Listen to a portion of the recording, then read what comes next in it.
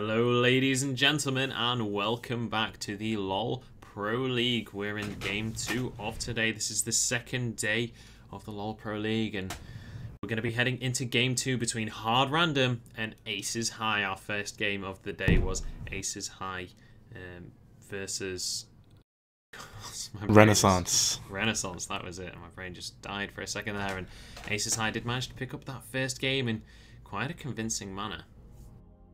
Yeah, they really did well in that first game. The Nunu jungle pick actually snowballed them to victory, in my opinion.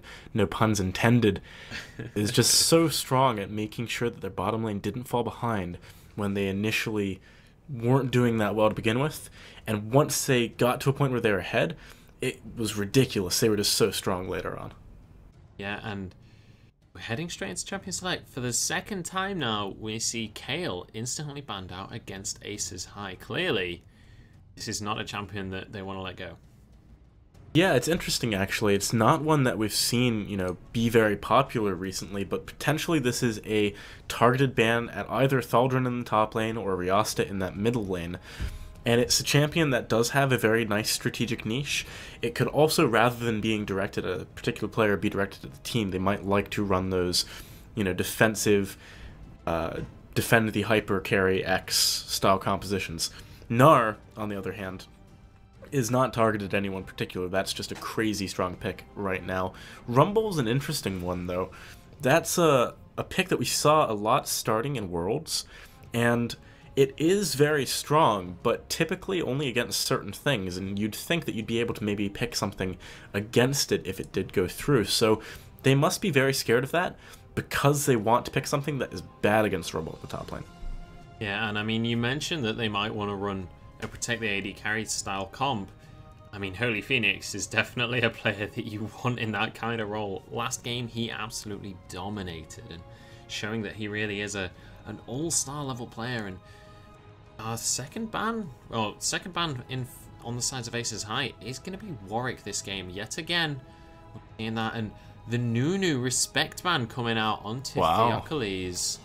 Again, these players obviously showing that they have some strength on their side. Definitely. I mean, as I said earlier, the Nunu last game was one of the big deciding factors when it came to that victory. He was so good at mitigating the losses in his lanes. He looked at some of the lanes like mid lane and said, okay, Riosta, you're doing pretty good 1 versus 1. You got 2 solo kills up on on the mid laner of Renaissance, and you don't need my help. But bot lane, Holy Phoenix and Lithilian at the beginning were not doing very well, so he spent all of his time down there, brought them back into the game, and from then on, Holy Phoenix was just a monster. The Warwick ban, on the other hand, that is just meta ban. It's 4.20. Warwick is ridiculous. He is indeed. If you pick up that Skirmisher's Saber on him and use your ultimate with the Smite, you proc a lot of damage, but we've actually seen a lot of Warwicks not even necessarily just go for that Skirmisher's Saber combo, actually going for the Trailblazer item, just opting to farm as fast as possible and get straight to level 6. Yeah, the early level 6 really does a world of good for Warwick. He can't gank very early on, so when you get 6, you try and make as much of an impact as possible. The earlier you get it, the more impact you can make. And these first picks coming out, we got Pantheon on the side of HR. That is a jungler that we've seen come to, the top level play very suddenly, but to great, great effect. He is so strong right now. He can do the dragon solo at level 2 or 3 without even taking any damage. It's crazy. You have to be aware of that potential when you're playing against a Pantheon on 4.20. Yeah, and we see Aces High lock in the Lucian Janna lane again. They've got that power lane that they want, and they did absolute work in that bottom lane with that combo last game, and we'll have to see if they're able to pull that out again. We did see Kira hovering over a Zed there. Now, I've seen Kira play Zed before, and it was scary. This guy's good, and I mean, I've seen his Syndra as well. We see obviously Syndra banned out this game. That could even be a target ban at Kira, because this guy is a high-level mid laner. I'm excited to see him match up against Riosta. I mean, Riosta did incredibly well in a not so favorable matchup in that mid lane last game. Yeah, I mean, obviously last game, Riasta was on Orianna up against a Zed in that middle lane, and even though he took Ignite, which is a very rare pickup for Orianna's mid, especially against someone who can jump on them at level 6 like that, he still managed to come out ahead in that lane with multiple 1 versus 1 kills, in addition to also getting a little bit of help from Theocles to just snowball him even further in. So, you know, it's going to be an interesting middle lane. I actually think Riasta was one of the big reasons why that last game was picked up by Aces High. The fact that the new Theocles only had to focus the other lanes did a world of good for them. That's one of the reasons why Holy Phoenix got so fed. So Riasta, you know, hopefully for Aces High, he can produce the same kind of results this game as he did last game. Yeah, we'll have to see. Obviously, the Skarner mid probably not going to be picked up. We are going to see, though, Corki and Nami locked in. So again, we see the first and second pick and then second and third pick instantly being the bot lanes for these players. And Nami Corki, slightly different to the lane we saw last game. We saw Thresh Corki. This time, obviously wanting to go for a little bit more sustain in that lane. Going to be able to counter Lucian's burst a little bit better. Yeah, I mean, basically, one of the issues with picking Thresh Corki into Lucian Janna is that the way the trades are meant to go down is that Corki goes in, tries to land a Phosphorus Bomb. Lucian uses Relentless Pursuit to dodge the Phosphorus Bomb and get closer to Corki.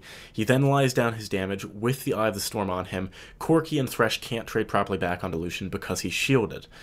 Last game, to begin with, Corki Thresh actually did really good by landing all of their Phosphorus Bombs and death sentences. I mean, you know, Holy Phoenix and Lithilian weren't doing a very good job of dodging out those spells early on. However, you know, as it got later on, that's when Corki Thresh becomes a little bit more potent. Unfortunately, they're behind, so they couldn't make it work. When you've got the Nami Corki rather than the Thresh Corki, that means that in trades, Corki can actually do a little bit more to Lucian in a situation where the Phosphorus Bomb misses, because he's got the Ebb and Flow going down onto him to heal him up, put some damage back. He's also got the attack damage boost on his 3 attacks that Nami provides, and he'll be able to do a lot more without necessarily having to rely entirely on a few big damage spells. He will indeed. And the next picks we're going to see locked in are going to be Jarvan Jungle, a Maokai top, and an RA mid in the side of Aces High, and we're going to see a Corki AD carry, obviously. I mean, Jace we're going to see in the mid lane, and then we're going to see Lissandra in this top lane for Hard Random. Yeah, it's going to be very interesting. I cannot believe that Aces High decided to pick Ahri into Lissandra. That's something which, if you've been watching a few of the other tournaments that have been going on recently, we've seen like once or twice over the last few days, and Lissandra just demolishes Ahri in team fights. You cannot do anything if you are frozen in ice and you cannot Spirit Rush. That just completely nullifies Ahri's ultimate. Riasta is going to have to do some serious work in order to actually avoid getting caught up by that and just having her entire teamfight potential wasted. Typically, the best way of dealing this would be for her support, Lithilian, to pick up an early Mikhail's Crucible, and that's something that Ajana doesn't feel too bad about doing, so I would not be surprised at all to see that. Yeah, we have had a little bit of a client bug. We're just going to quickly remake the lobby, unfortunately. Hard Random having a bit of an issue there. We're just going to be getting them back into the lobby and we'll be heading straight into the game. Obviously, the picks have been locked in, so they will just be picked straight away. Same band, same picks, and we'll see them head straight onto the Rift as soon as possible for you guys.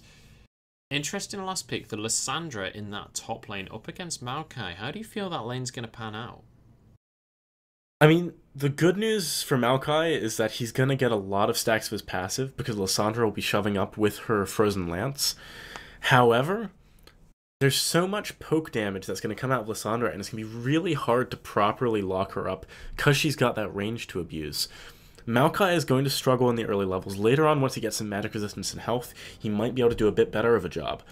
But if he gets ganked by a Lissandra Pantheon combination, that is a lot of crowd control and a lot of damage, and it's mixed damage. There's AD and AP in there. Nothing he itemizes can, you know, properly stop that. He's going to need to be very careful about getting ganked in this game.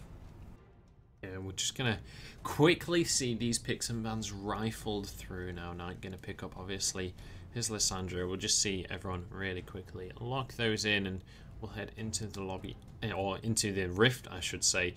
as soon as possible for you guys. Obviously, if you've just joined us, you're watching the LoL Pro League. This is the second day, and it's going to be Hard Random versus Aces High.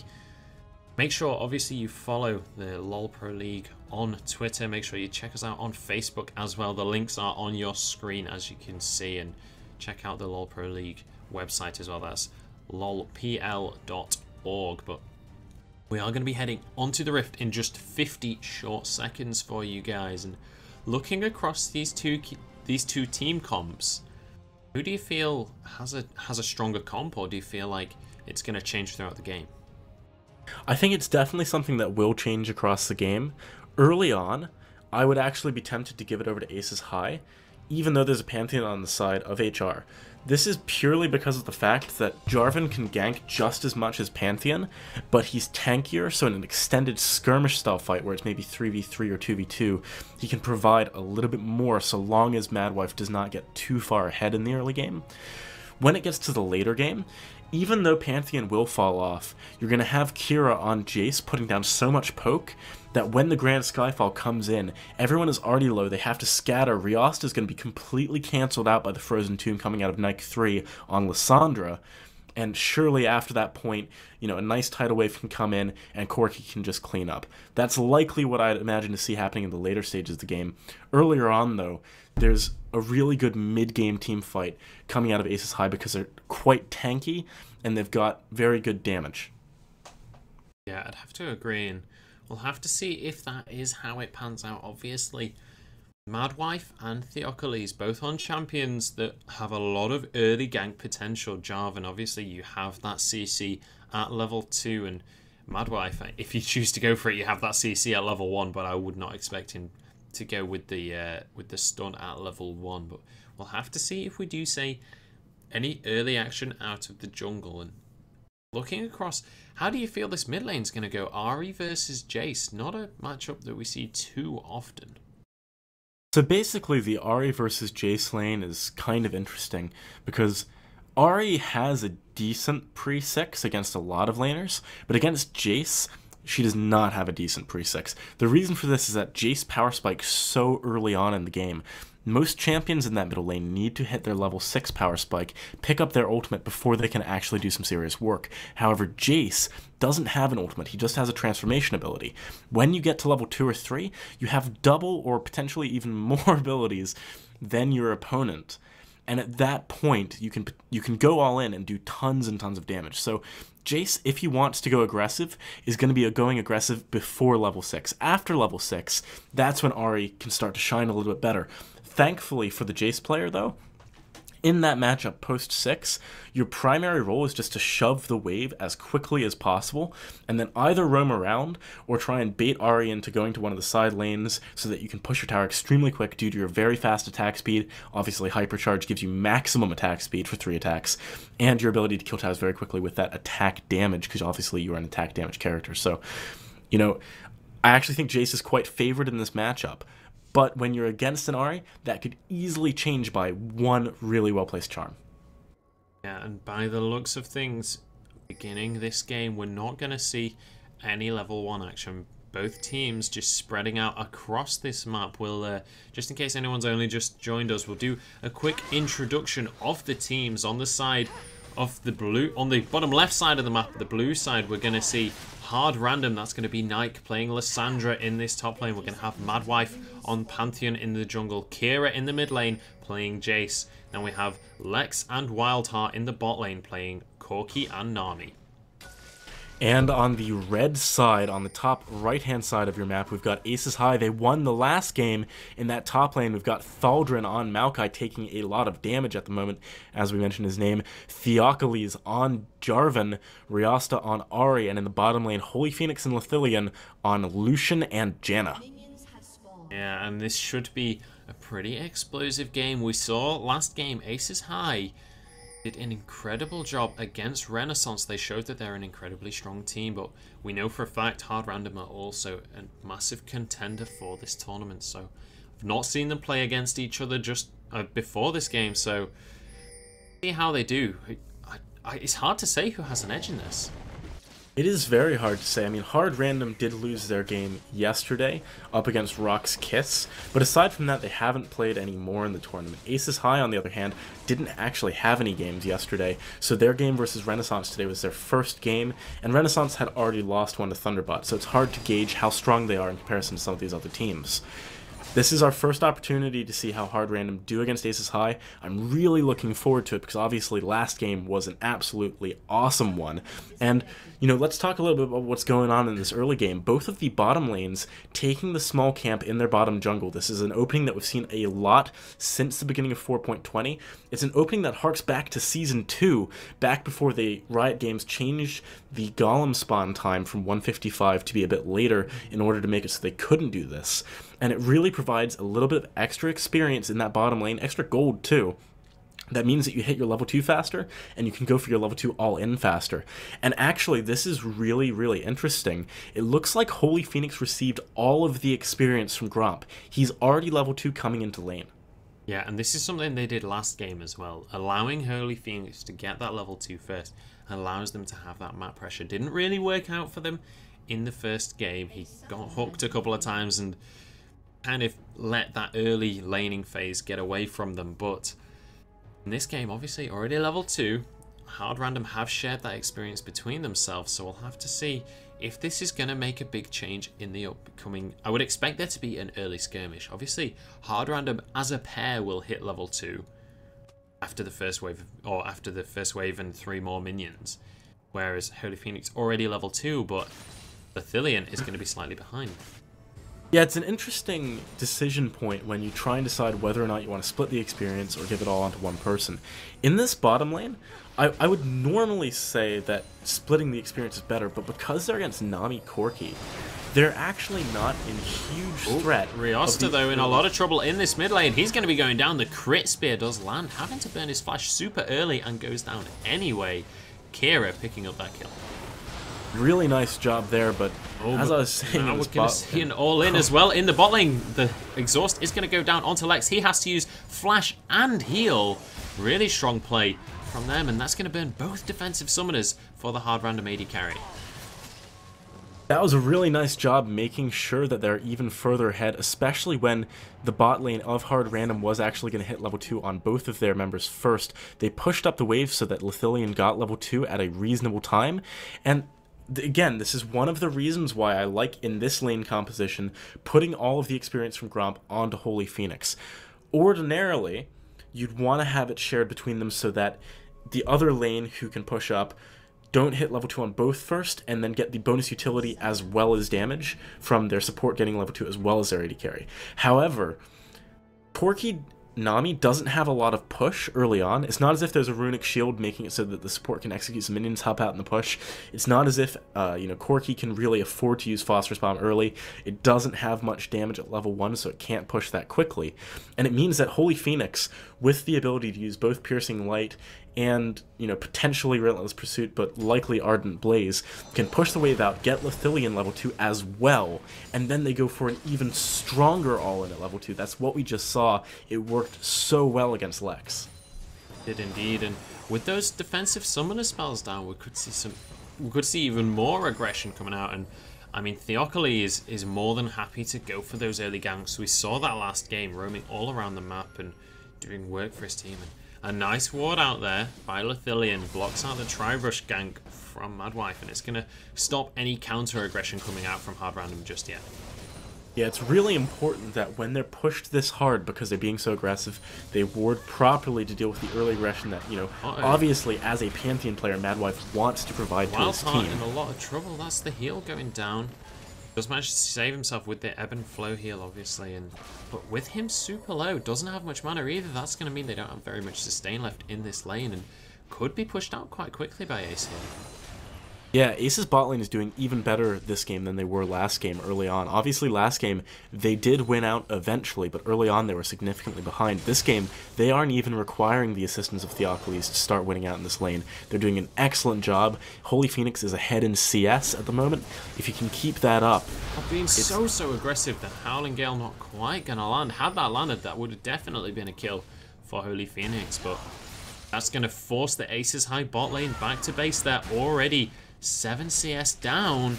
This is going to mean they lose a lot of minions to this tower.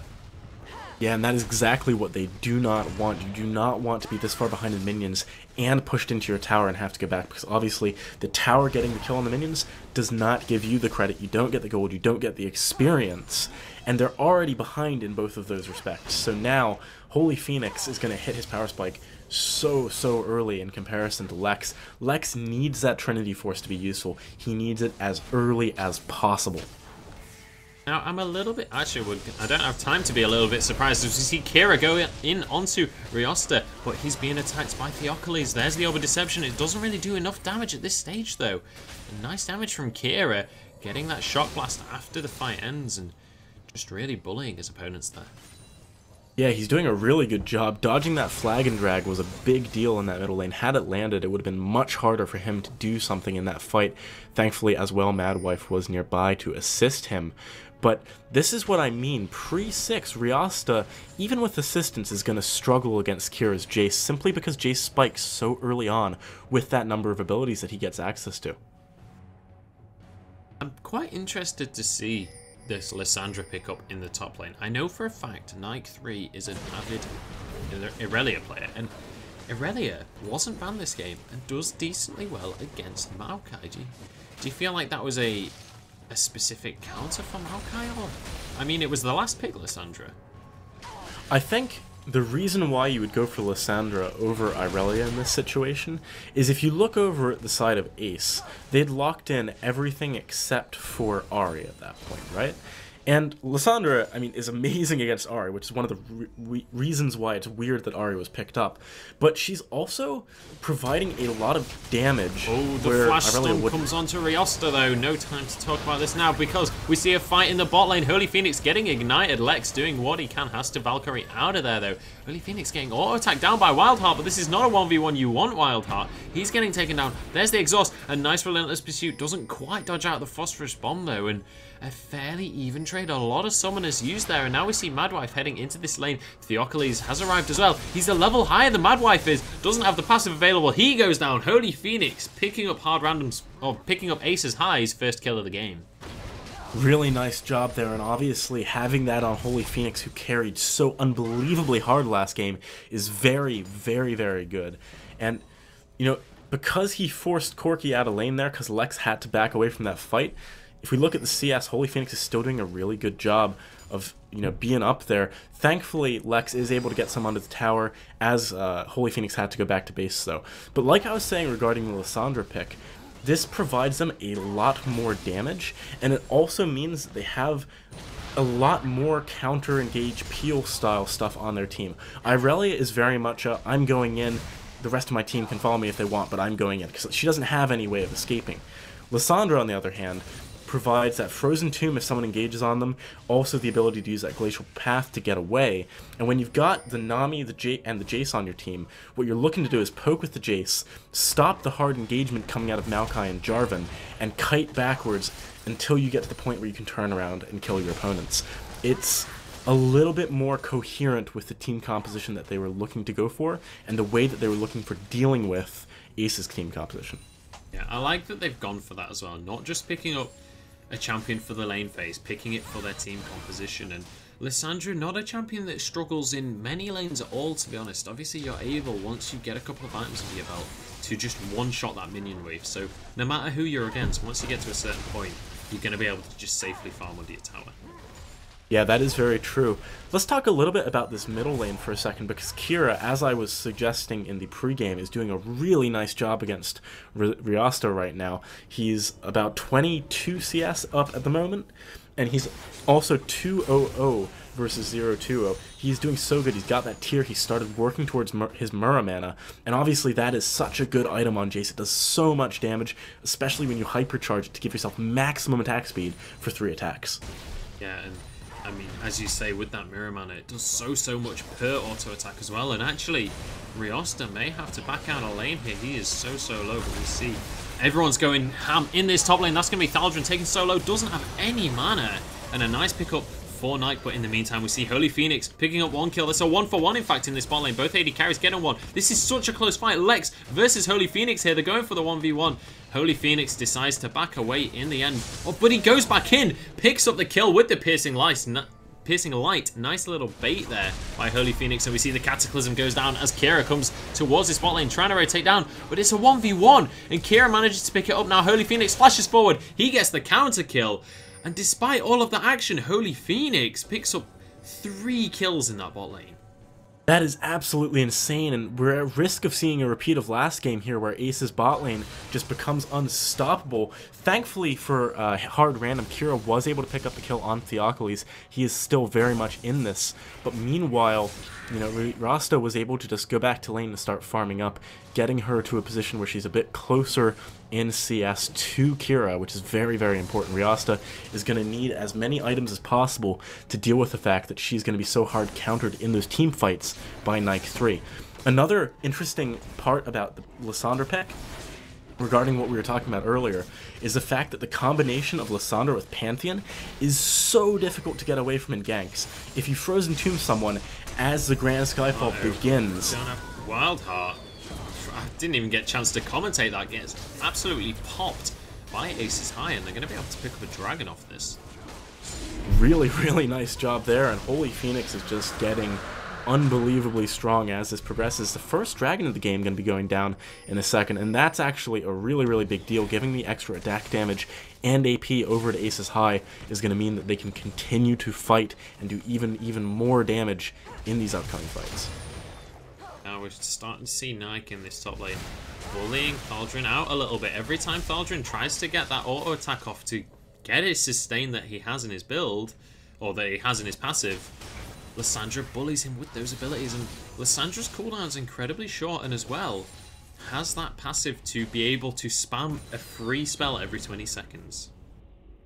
Yeah, obviously that passive does mean that Nike 3 doesn't even have to invest in that much mana regeneration in this top lane in order to stay aggressive, and that's very useful when you're up against someone like Thaldrin, who's going to be building a lot of tanky stats, a lot of regeneratory stats. It means that you can just go for damage to counter that.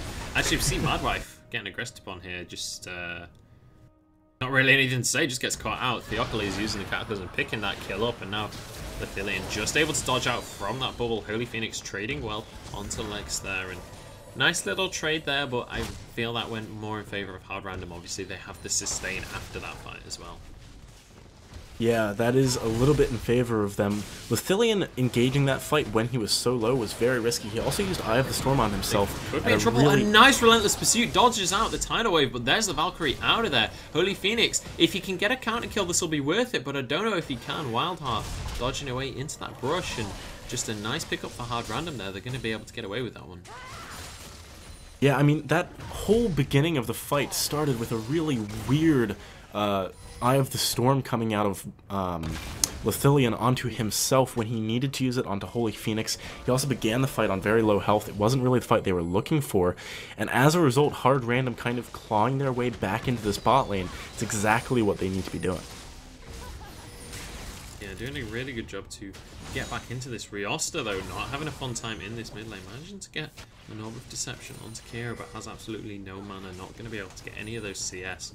Nice zoning from Kira, and he's 16 CS ahead right now. That's not as far as he was earlier on. Obviously, we did see Riosta able to catch up a little bit while when we saw Kira roam down to the bot lane. So doing okay, but still significantly behind in this mid lane. Yeah, I mean, the kills are the big part of this, but part of the reason why Kira is doing so well in this mid lane is that every time a charm goes on cooldown and doesn't land on him, he immediately turns around. In this top lane, we see him getting aggressive. Oh, but the Slice Maelstrom does a lot. Nike able to get out with the Glacial Path in the last second, though. Now Thaldrin is going to go down. The Flash to try and secure the kill, but he doesn't manage to get it. Madwife picking up that kill. Really nice job there by Madwife. Madwife is actually doing a pretty good job this game. He is applying a lot of early aggression, but he's not really picking up too many of the kills, and that's fine for him to do because obviously he does not scale as well into the late game as the people he has been donating the kills to. So donating those kills rather than picking them up is a really legitimate thing for him to be doing, and he's making good work of that. Yeah, Riosta with a nice little Spirit Rush, able to pick up a kill onto Kira in that mid lane. That's going to close that gold gap between those two pretty significantly, able to pick up a needlessly large rod now, which is going to be so important on the Ahri. It's going to mean that he's actually able to trade some of that damage back. Yeah, it is so important. When you consider the fact that he had to go for a Seeker's Arm Guard early in order to deal with Kira, he was not he was not dying to Kira, but he wasn't putting enough damage onto Kira to get the kills. Now that he managed to pick up that one due to the misplay from Kira, he's got the needlessly large rod, and he can genuinely start fighting a lot better, you know, toe-to-toe with Kira. Oh, we're going to see the man drop and the teleport coming through. That's going to be a Lithilian, the focus target with the Monsoon. We see Holy Phoenix going so deep, trying to pick up a kill. He's now 1v1 in Lex, but he goes down. The Tidal Wave not quite going to land, but that's going to be Theocles locked up with that Ring of Frost. He goes down, Wildheart picking that kill up. A nice rotational play from Hard Random, pushing 4 people to this bot lane. They're going to be able to take away this tower, as well as those 2 kills. In the meantime, though, Thaldrin pushing up this top lane. Yeah, that was a nice attempt at a turnaround from a bad situation by Holy Phoenix. He knew he was going to die no matter what. He was completely cut off from his tower. So he tried to turn around, get onto Wildheart. Couldn't pick that up, then he went onto Lex. Weirdly, at the end though, he burned both heal and the culling. And that was never going to work. Lex was far too high health and had too much damage for that to even come close to getting the kill. He probably should have saved those cooldowns for the dragon fight that's coming up in a minute. Thaldrin could be in trouble in this top lane though. Kira going very aggressive up here. He should be able to secure this kill for his team. He's going to have the Shock Blast. Doesn't quite land though. Has to flash, but does manage to pick up the kill. So Kira getting another kill for himself. He had started to slow down, but that's going to secure his snowball continues. Yeah, he's doing a really good job of making sure that it does. And actually, had he not burned that flash there, that would have been so good, because that means that when the dragon comes out, he'd have flash available for the team fight, which would be a really big deal. Thaldrin did a good job to burn that without even having to use his, and it does mean that when this team fight happens next, you know, there's an opportunity here for Ace to deal with that. I am nervous for Lex right now. He is next to a very low HP tower. We've seen how aggressive Holy Phoenix is. He might go for a dive here. Does have the flash. In all honesty, it wouldn't even surprise me to see him using that aggressively, but deciding to back away, wants to go and pick up this dragon, and it looks like we may see a fight coming out for this. It's already very low though. The smite is available. Oh, but the Shock Blast picks it up. Kira managing to snipe that one out. Excellent job by him. Yeah, really good job there. Charmlands on tonight, but not able to follow that one. Very impressive play, and Ace, I mean, this is such a close game compared to the last one, especially when that dragon got stolen away. Obviously, Ace had the first dragon pickup, so they're at least both on the 8% attack damage boost, but Holy Phoenix is putting so much pressure on. Look at how aggressive he's playing. He dashed over that wall blindly to put a culling down on the tower. Yeah. Beautiful. I love that dragon steal as well from Kira. That was really nice snipe there from them, but we're going to see them pressuring down towards this mid lane tower now. Able to, as you say, proxy that wave with the culling, and that is going to secure them that mid lane objective. So lose out on the dragon, but they do have a dragon each now, so that's not the end of the world for Aces High, and it's going to mean that they're able to get an objective elsewhere.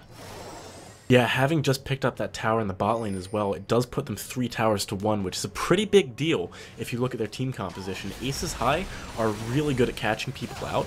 They've got, you know, several forms of long-range engage and crowd control, and if they find people in the jungle, they can take them out very quickly. So having that vision control, having the ability to move that far up the map without easy retreat paths for Hard Random is going to be very beneficial for Aces High.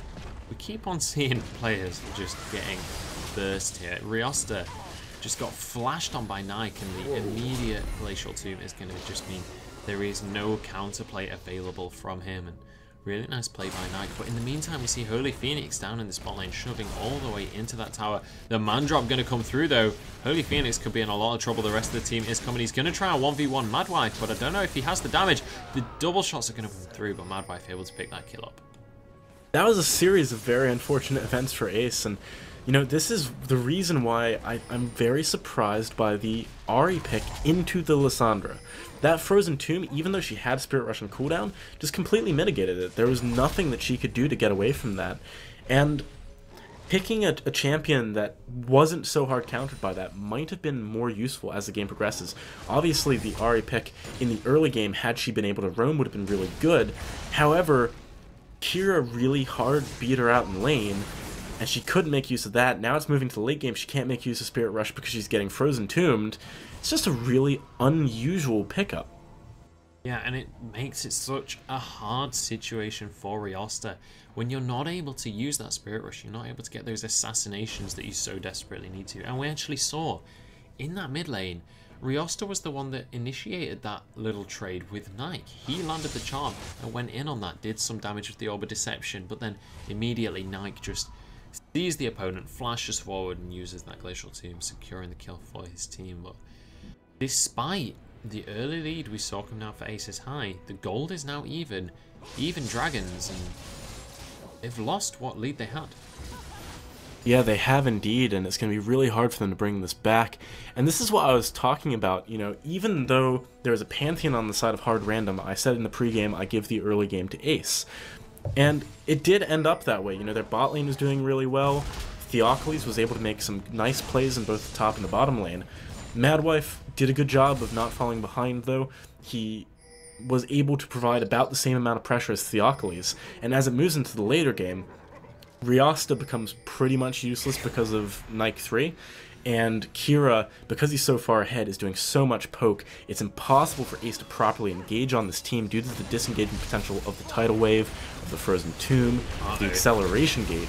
Aldrin in trouble though. There's going to be another Glacial Tomb onto him. Madwife getting the stun as well after that man drop has come through. The bubble not quite going to land, but the crit spear is going to be available. Madwife picks that one up, and with a couple of minions and Madwife's passive, they're easily going to be able to take this top tower.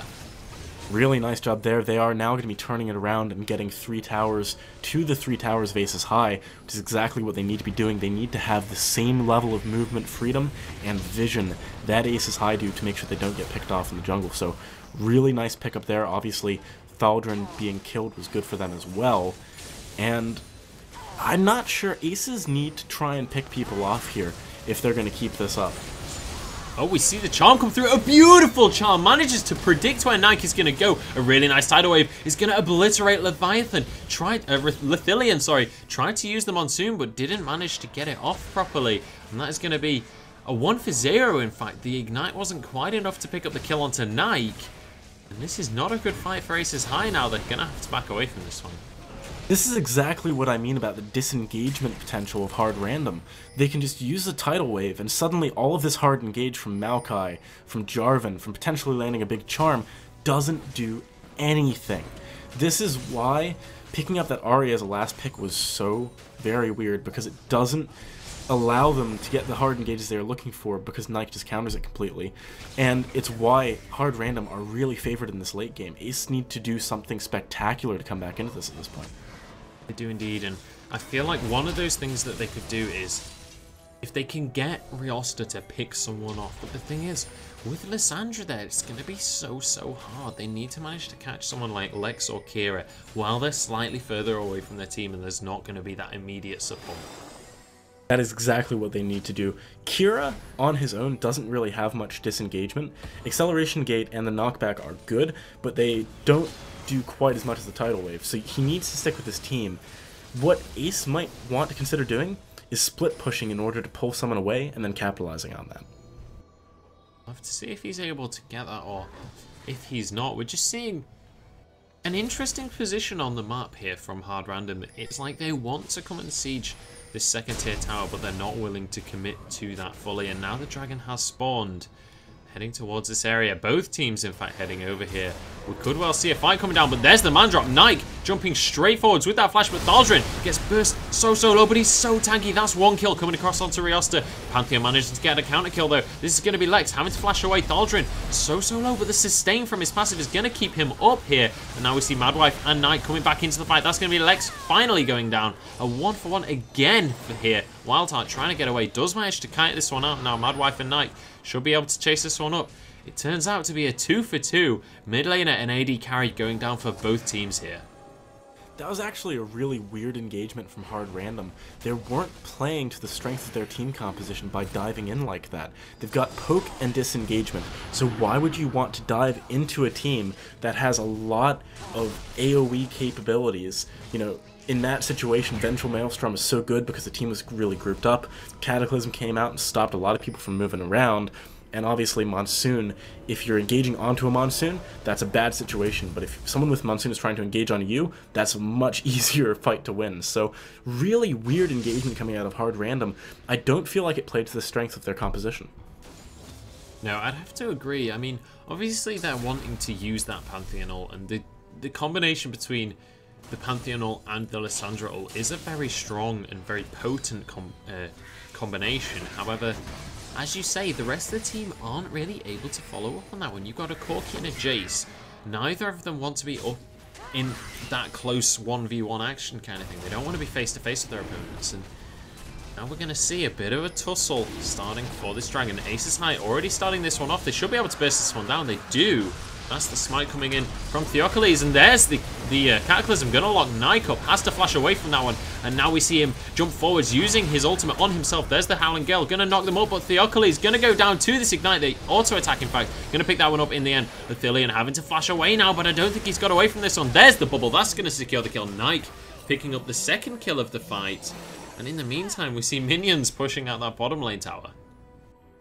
That was a really, really crazy fight, actually, and I have to say, Nike played that really well. Typically, it's a hard decision whether or not you're going to use your Frozen Tomb on yourself or on Riosta in that situation to stop the Spirit Rush. Using it on himself was perfect. He actually waited until he was in the bush, and there wasn't a ward in that bush for Aces High, so they couldn't properly see what was going on. It's kind of like that Death Bush Nunu trick, the Empire play, if any of you guys remember that. It was very similar to that, and it actually did a lot of work there. The AoE landed on several people. We're going to see the fight kicking off though. Madwife gets caught by the champ from Riosta. Now he's going to jump onto the rest of the team. The Baron goes down. Kira picking that one up now. Holy Phoenix on this front line. He's so low, but he's going to be able to survive. A 4 for 0 and a Baron steal coming out from Aces High. They're going to try and pick up Lex as well. Doesn't have any mana. The charm just going to miss out there. Riosta trying to do what he can. The flash has already been used. He can't close the gap. Can Theocles get the knockup? Yes, he can. The Orb of Deception comes through. Theocles picking up the kill. A triple kill went across to Riosta that fight. That was absolutely crazy, and that's what happens when you don't have the Frozen Tomb against Riosta. She's just going to be able to use Spirit Rush, maneuver around the fight, pick out whoever she wants to. And I actually think, again, this was a strategic misplay coming out of Hard Random. They went for the Baron buff, even though it's 420 and Baron has been buffed extremely hard. It's way more difficult to kill. They don't have a team that excels particularly at killing that Baron, and now what was a very strong lead for them has actually turned into a 2k gold deficit in addition to a Baron buff being on their opponents. That is such a big deal. How are you going to be able to poke them down in Siege when they've got Baron buffed minions that are even harder to kill? Exactly, and I mean, they can even, if they want to, I doubt they'll even want to do this, but they could even just sit back and let the minions siege for them as well. The cannon minions, when they have that Baron buff, have long enough range to be out of range of the towers and just siege away. And once we pass the 35-minute mark, or it might even be the 30-minute mark, there is going to be a cannon minion on every single minion wave. Right now that we're past 25 minutes, we see a cannon minion every 2 minion waves. So this is going to be so heavily in favor of Aces High's composition if they're able to set up this kind of siege composition. And there's a tier 2 tower available in this top lane that I would expect them to potentially go for. The good news for Hard Random is that they still have a composition advantage in this late game. They just need to properly make use of the poke coming out of Kira and Lex, and the disengage coming out of Wildheart and Athelian's in trouble? No, he's not. Howling Gale knocks up almost everyone on the team there, and gonna be able to get the ward down and save his own life. A nice little trap set up there by Hard Random, but not gonna pay off. Although, I say that, now we see another trap coming down the Tidal Wave. Not going to land onto anyone, though. There's the Glacial Path. Thaldrin on the front line, but Aces High managed to pick up the first kill. Kira going to go down. A nice flash forwards from Riosta. Now he gets a double kill. He's going to go down, though. Lex. No, he's not. The Zhonya's comes through. There's Holy Phoenix picking up the second double kill of the fight. There's the final kill. 5-man ace for Aces High. Beautiful team fight from them. And now the minions are pushed perfectly for them to take this bottom inhibitor. That was such a crazy fight. I really think Hard Random need to stop being the ones to engage. It's not what they're good at. We keep seeing it time and time again. If they burn all of their disengagement engaging, then Thaldrin and Theocles just lock people up, annihilate them. This is so bad for Hard Random. They've thrown away an amazingly big lead. And there it is, ladies and gentlemen. Aces High do an incredibly good job to come back from a mid-game deficit and take the game away from Hard Random. Hard Random not doing as good as they maybe should have in that matchup, and unfortunately throwing it away there.